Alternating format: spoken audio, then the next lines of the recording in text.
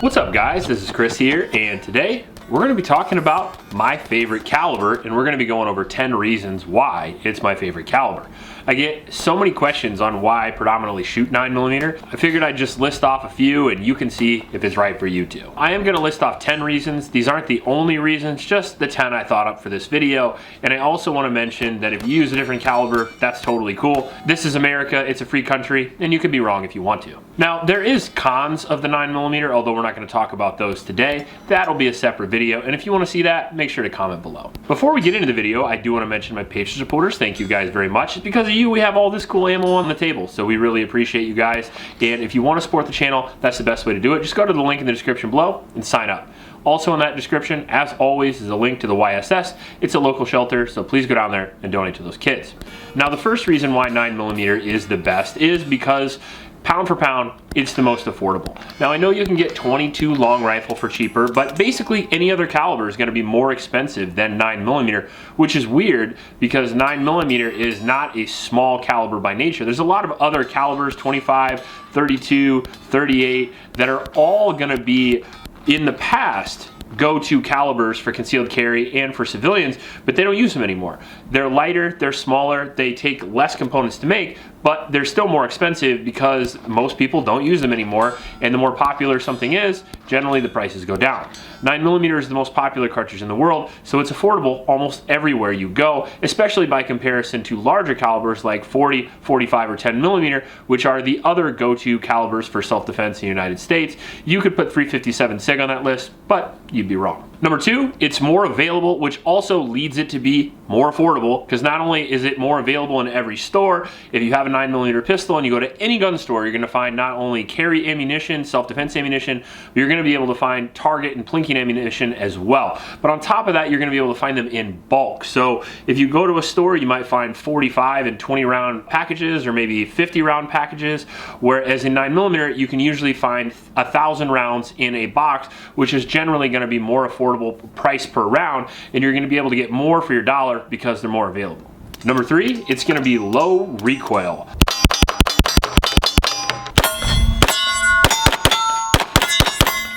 And by comparison to, again, those calibers 25, 32, 38, not so much in the same size handgun, but they're generally going to be in a larger handgun. And for the most part, for the most popular cartridges, they are the most low recoil, which is really nice. You still get an effective caliber, it still shoots a decent bullet that'll put whatever you need down, and on top of that, it carries a lot of rounds, but it still has low recoil, so your grandma can learn on it. If you get a bigger caliber like 45 or 10mm and you try to teach new shooters on that, or you try to get people to shoot handguns that don't usually shoot handguns, don't usually practice, they're generally scared away from the recoil, and in some cases like 10 from the noise. But honestly, lower recoil calibers are just easier to shoot, and when you're just poking holes, that's what you want. You want accuracy, and 9mm is going to be more accurate because of the low recoil. If you look at the FBI, they switch to 10mm and they switch right back to 9mm because nobody can meet the qualifications because they keep flinching on that 10mm.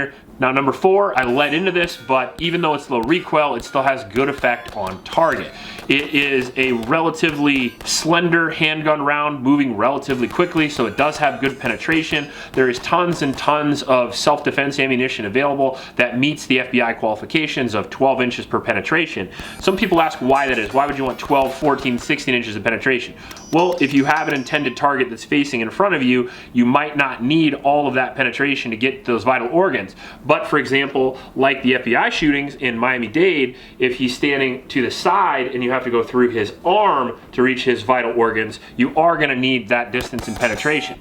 And that it can be some of the issues with God's caliber, or the 1911 caliber to 45. I do love 45, but even though it's a bigger, heavier recoiling caliber where you have less capacity in the magazine, you actually have less penetration in a lot of cases because it is a wider round moving slower, a more narrow round moving quickly.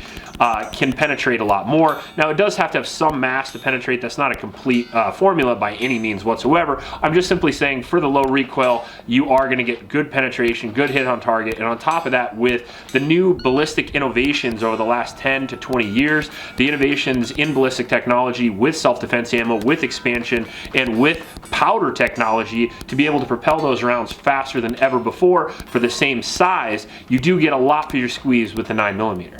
Another reason is you're going to have more capacity in the magazine by comparison to larger rounds. And that seems obvious, and it is, but it is what it is. And along with that, you're also going to get less weight for the magazine as well. So if you get a 9mm magazine with 15 rounds in it, for the same size of magazine, you're going to get 15 rounds. Where if you put a 40 or a 45 or a 10mm in that, you might get 12 or 10. You're going to get less rounds per magazine, and then per round, it's going to weigh less generally than any other defensive caliber because it is smaller than most defensive calibers. The same reason why the US military went to 5.56 over 308, because you can carry twice as much ammo, is the same reason why a lot of people go with 9mm over 45, because you can have twice as much ammo in the magazine, you can carry twice as much for the same weight.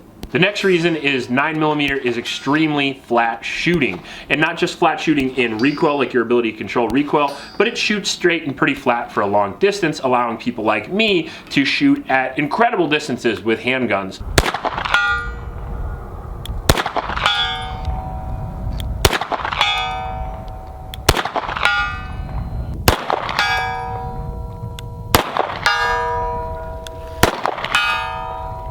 You just don't get as much drop as you do with a 45. I love 45, 1911 is my favorite handgun. I'm not shitting on 45, I'm definitely shitting on 40, you know who you are. But I'm just saying 9mm shoots very flat, and it's easy to shoot a distance because of its trajectory. Again, skinny round going relatively fast generally has better ballistics and better trajectory at distance than slower rounds that are heavier. In my lifetime, not only have I shot targets at 100 yards relatively consistently with 9mm, but I've shot them at 200. And at the Brownells event, I actually shot a 12-inch plate on like the 6th shot at 300 yards with a staccato 9mm. So definitely very accurate. My buddy Nick, I think, just shot a headshot at 400 yards. Feel free to check his channel out. PewView.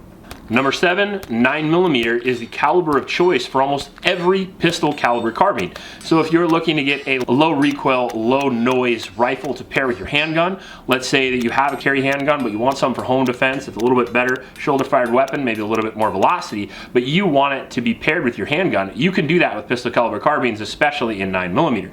They do make some pistol caliber carbines in 40, 10mm, and 45. I don't know of any that are in 380, but they're not very common. You can get every pistol caliber carbine in 9mm, and a lot of them will match the magazines of your 9mm pistol, which is why they're so available and so obvious, because it's a very nice pairing.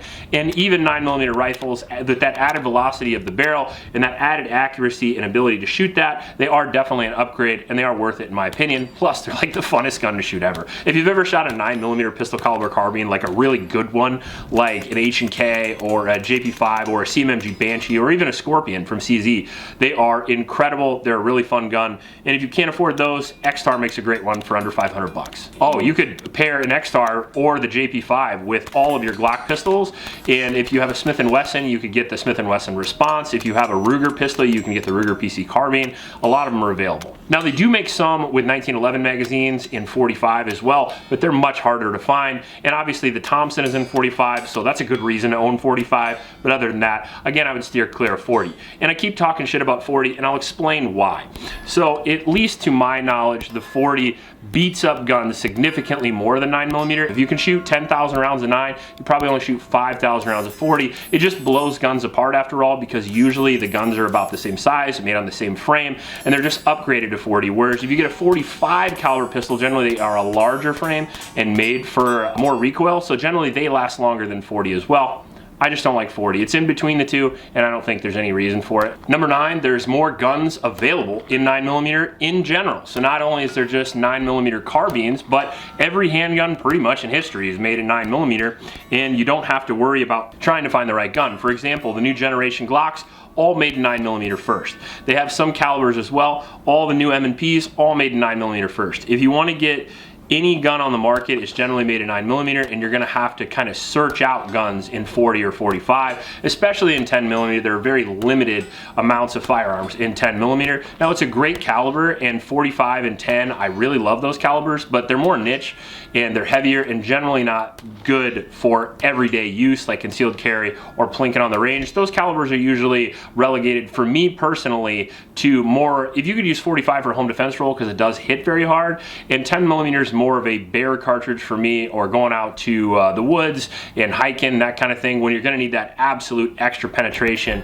And finally, number 10, most defensive ammunition is available in 9mm as well. Again, we're hitting on this availability hard, but it is a big deal. If you want just whatever ammunition that's on the shelf, you can go with 40 or 45. But if you're a little bit picky about self-defense ammunition and you want the best technology, you want that new SIG Performance 147 grain, or maybe you want critical duty because you saw Paul Harrell test it, you can get all that ammunition in 9mm. On top of that, you can be kind of picky at the gun stores, and I could pick it up. I don't have to worry about ordering it online, and that is just nice for me, and that's just another reason to go with 9mm. Now, is that the end all be all? Nope. You can order a lot of ammunition online, don't get me wrong, but it takes a while to get here, and these days you never know if it's going to get here at all. So I prefer to buy local anyway, and I prefer to support my local stores, and it's just easier to do that with a popular cartridge.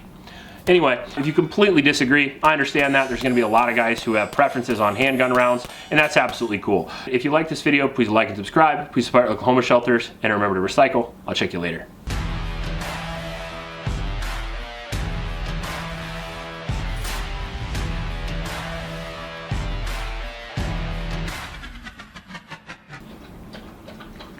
My eyebrow is so long I can see it. Old man problems. You beat me to it. Holy fuck. Give me a second here.